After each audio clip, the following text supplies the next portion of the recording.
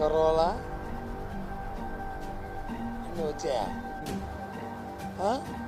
వద్దా నేను మాట్లాడతాను. మీరు ఆ కుటుంబంతోనే ఆ వ్యక్తితో మాకున్న సంబంధాలు రాజకీయ అది అయినప్పటికీ ఆవిడ ఒక రాజకీయ పార్టీ ప్రెసిడెంట్ అయినప్పటికీ కూడా ఇంకా చెప్పాను కదా మాకున్న 35-40 సంవత్సరాల అనుబంధం. అందుకే నేను ఎక్కడ మాట్లాడను, ఎక్కడ కామెంట్ చేయను. సరే కాలమే చెప్తుంది నాకు అవుతాను.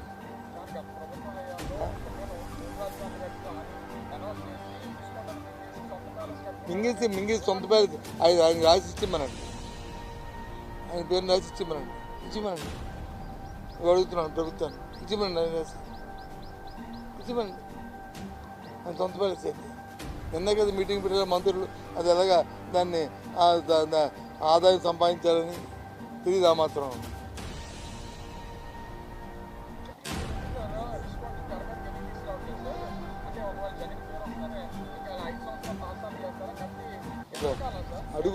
అడుగు టీడీపీ వాళ్ళు ఆ కూటమి వాళ్ళు అడుగు ఆ మాట, ఆ కూటమి వాళ్ళు అడిగని చెప్తారు సమాధానం. ఆయన ఏం కాదు, కూటమి వాళ్ళు ఏం చెప్పాలి. కాబట్టి నేను అడుగుతుంది ఏంటంటే రాజకీయాలు అనేది ఉన్నతనంగా ఉండాలి. రాజకీయాలకు అనేది ఒక ఆలోచనతో ఉండాలి. కానీ రాజకీయాల కోసం దిగజారిపోయి ఏ పదవుల కోసం వారి తాలూకా నిలబెట్టుకోవడం కోసం ఏ స్థాయికి దిగజారిపోవడం అంటే వాళ్ళ కర్మ అది. దానికి మనం ఏం చేయలేము ఆ దిగజారుతానికి. ఓకే, రాష్ట్ర ప్రజలు ఆలోచన చేయండి, దానికి ఒక పెట్టి రాబోయే కాలంలో ఒక పద్ధతిగా తెచ్చో ఆలోచించేయండి.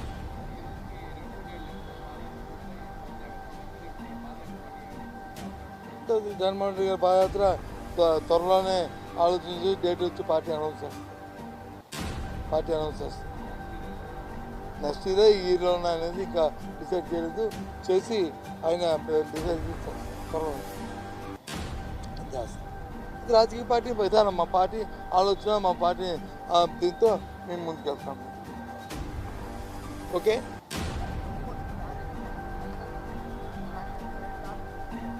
ఏడుదారు ఏది మీ పేపర్ వేయండి, 7 దారులు ఏ దారి నుంచి వెళ్తారని. ఏదో ఒక దారిని చూపెట్టమండి. ఏది పేపర్లో రేపు ఈనాడులోనో లేకపోతే ఆంధ్రజ్యోతిలోనో లేకపోతే ఇంక దేంట్లో వేస్తారో ఈ పైలోనో చూపెడతారో ఒక మ్యాప్ వేసి ఇదిగో దారిని చూపెట్టమండి. నేను అమెరికా నుంచి రాలేదు, నేను విజయనగరంలో ఉంటున్నాను లేదా వైజాగ్లో ఉంటున్నాను. ఈ ప్రాంతం అనే కదా,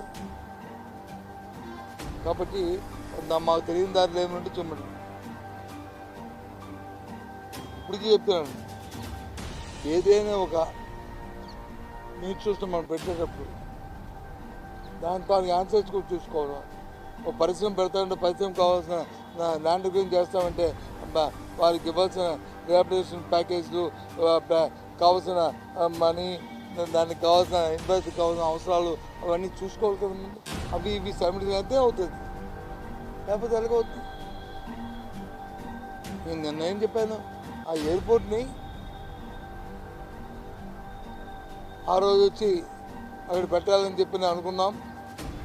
అప్పుడు ఎప్పుడు ఇది రాజశేఖర రెడ్డి ఉన్నప్పుడు డిస్కషన్ ఇది.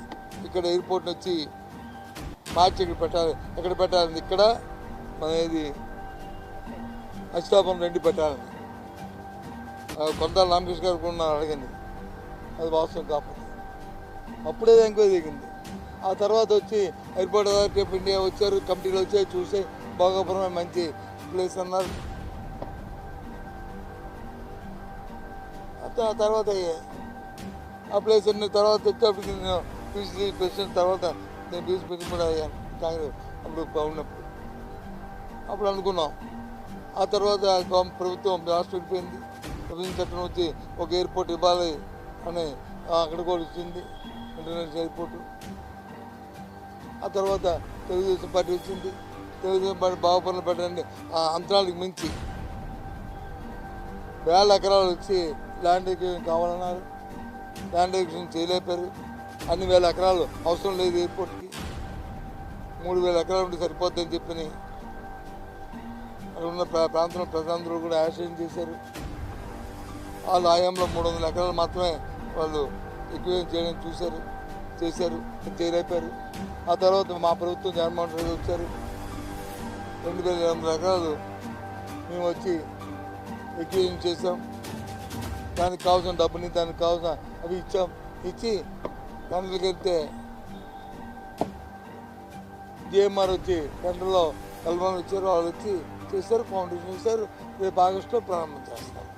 దానికి సైమల్టేనియస్గా రోడ్లు ఇవ్వాలని అనుకున్నాం. లేకపోతే కనెక్టివిటీ లేకపోతే ఇబ్బంది వస్తుంది అనుకున్నాం. గడ్కరీ గారు వచ్చినప్పుడు గడ్కరీ గారితో సమావేశం జరిగింది. ఆ సమావేశంలో గడ్కరీ గారిని జగన్మోహన్ రెడ్డి గారు ముఖ్యమంత్రి గారు రిక్వెస్ట్ చేశారు. ఇవ్వండి, ఇది ఎయిర్పోర్ట్కి వెళ్ళడానికి మాకు వచ్చి ఇబ్బంది ఉంది, ఈ బీచ్ రోడ్లో ఉన్న పోర్ట్ ఇస్తే బాగుంటుందంటే, అయితే నేను ఆ ఎయిర్పోర్ట్ కావాల్సిన ఇన్ఫ్రాస్ట్రక్చర్ కావాల్సిన డబ్బులు ఇస్తాను, కానీ ల్యాండ్ ఎక్విజిషన్ మాత్రం మీరు చేయాలా, స్టేట్ గవర్నమెంట్ చేయాలని ఆయన కండిషన్ పెట్టారు. దాన్ని ఒప్పుకున్నాం, అయ్యింది. ఇప్పుడు ఎక్కడైతే అక్కడే ఉంది. అది కాకుండా హైవేలో ఉన్న 13 ఫ్లైఓవర్లు కట్టాలనుకున్నాం. దానికి కూడా ప్రపోజల్ పంపించాం, కూడా నుంచి జేఎంసీ నుంచి. అది ఎక్కడైతే అక్కడే ఉంది. ఏముంది రాజకీయ కోణం? రాజకీయ కోణం ఇదే. వాళ్ళు ఒకటి దాని మీద వస్తున్న డిస్కషన్, దాని మీద తలుతున్న చర్చని డైవర్ట్ చేయడం. రెండోది వచ్చి వ్యక్తిగతంగా చావుకుబారు విమర్శలు చేసి ఎదుటివారిని వచ్చి విమర్శలు చేసి వాళ్ళని వచ్చి అవమానపరచడం, అంతే. ఎందుకంటే ఏముంటుంది? లేకపోతే మా పార్టీలో ఉన్న భార్యల మీద, మా పార్టీలో ఉన్న మహిళల మీద వాళ్ళు ఇష్టాన్ని మాట్లాడుతూ ఇవాళ మా మీద వచ్చి స్వర్గీయ రాజశేఖర రెడ్డి గారి మీద పెట్టుకుంటూ మమ్మల్ని సాక్షులుగా పెడుతూ దేనికి? అదే మరి వాళ్ళు మునిక్కి సాచుకోవడం. ఇంక మునిక్కి ఏ రకంగా ఇంక నేను మాట్లాడడానికి ఎన్నో మాట్లాడగలను. ఆ పార్టీ గురించి, పార్టీ చరిత్ర గురించి, ఎన్టీ రామారావు గారి గురించి, స్వర్గీయ వారిని అవన్నీ కాదు కదా ఇప్పుడు, అదే అప్రస్తుతం. అందుకే మేము గౌరవంగా ఆలోచనతో ఉన్నాం. ఇది కరెక్ట్ కాదు. మేము క్షమాపణ అతని ఆలోచన ఉంటే, అతని మనిషి బుర్ర వచ్చి ఆయన ఆలోచన తలలో ఉంటే, అధికారుల్లో కాకుండా ఆయనే దానికి ఆలోచించుకుంటాడు. ఆయన మాట్లాడిన మాటకి, ఆ రాజకీయ పార్టీలని ఇది మాట్లాడిన మాటకి మేమేమి వ్యక్తిగతంగా రాజకీయంగా ఆలోచన చేస్తూ మాట్లాడాం.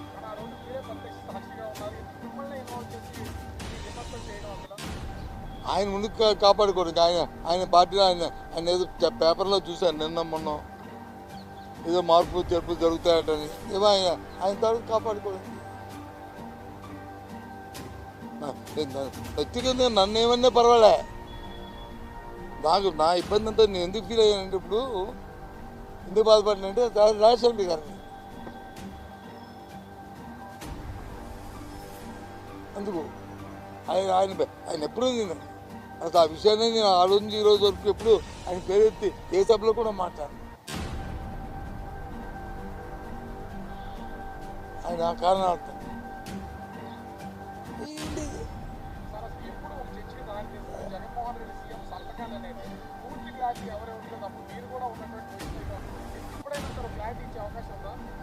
బాబు సంతకాలు అనేవి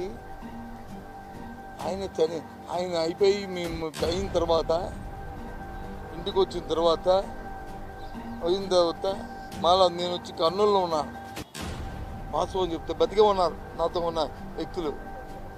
ఒకరు రఘువరెడ్డి గారు, ఇప్పుడు ఈరోజు PCC AICC member, CWC member, పెద్ద ఆయన నా కొలీగు. రెండో ఆయన వచ్చి కన్నా లక్ష్మణ్ గారు. మూడో ఆయన వచ్చి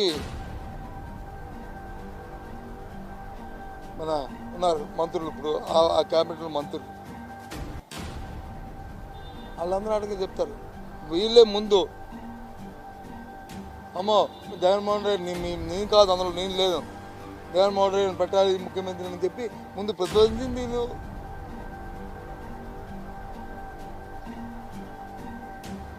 వాళ్ళు రెస్పాండ్ అవుతారు కూడా. నేను ఇప్పుడు రెస్పాండ్ అయ్యాను కాబట్టి వాళ్ళు రెస్పాండ్ అవుతారు రేపు ఉదయం.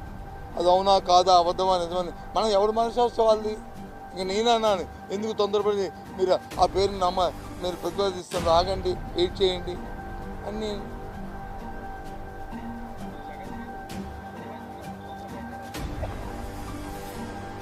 ఇప్పుడు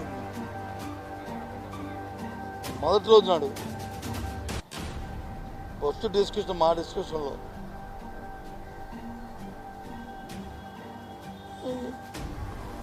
అందరూ బతిగా ఉన్నాం కదా, ఎవరు ఇక్కడేమి చనిపోదు. కానీ ఎందుకు ఇలాంటి పనికిరాని మాటలు, పనికొచ్చింది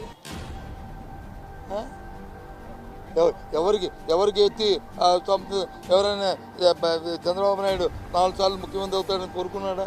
ఎన్టీ రామారావు గారు అల్లుడు కాకపోతే ముఖ్యమంత్రి అవుతాడా?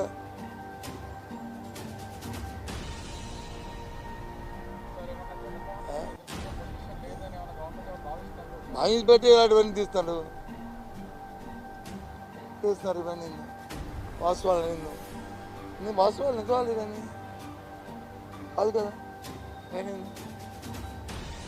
కరెక్ట్ కాదు. ఎందుకంటే చనిపోయిన వ్యక్తులను వచ్చి రాజకీయాల కోసం, రాజకీయ లబ్ధి కోసం, రాజకీయ కోణంలో వాళ్ళ గురించి మాట్లాడడం అనేది సమంజసం కాదు. నా తాలూకు వ్యక్తిగత అభిప్రాయం. మేబీ దాన్ని అంగీకరించాలని రాష్ట్ర ప్రజలు ఆలోచన చేస్తారు. ఇవన్నీ ఏమైనా ఇవా రాజకీయాల కోసం అంత మాట మాట్లాడి వచ్చా? ఇది ఉపమానం కోసం వచ్చి ఎన్టీ రామారావు వచ్చి చనిపోవడానికి కారణం ఎవరో చంద్రబాబు నాయుడు అంటే దేనికి? సైకలాజికల్ కానీ అతను ఏమైనా కత్తిపెట్టి పుట్టాడు కాదు కదా. అలాగే రాజశేఖర్ వచ్చి యాక్సిడెంట్ చనిపోయారంటే అది ఆయన రాజకీయాలు ఉపమానాలు దానికి కావాల్సిన అందరికీ ఉండాలి తప్ప ఈ టైప్ ఆఫ్ డిస్కషన్లు ఇవి ఏంటి? ఎందుకు అసలు మా మామగారు అంటే ఎంత ఇబ్బంది పడిపోయి, ఎంత ఆవేశపడిపోయి, ఎంత లేనిపోయింది వాక్యాలు మాట్లాడుతూ లేనిపోయినన్ని తెస్తూ ఎందుకు అంత ఉలిక్కి పడుతున్నారో చెప్పండి, నాకు అర్థం అవ్వట్లేదు. దానివల్ల ప్రయోజనం లేదు, దానివల్ల ఇబ్బంది లేదు, దానివల్ల నష్టం లేదు. దానివల్ల వైసీపీ పార్టీయే పతనం అవుతుంది. వైసీపీ పార్టీకే నష్టం అనుకున్నప్పుడు మీకెందుకు బాధ? మీకెందుకు బాధ చెప్పండి?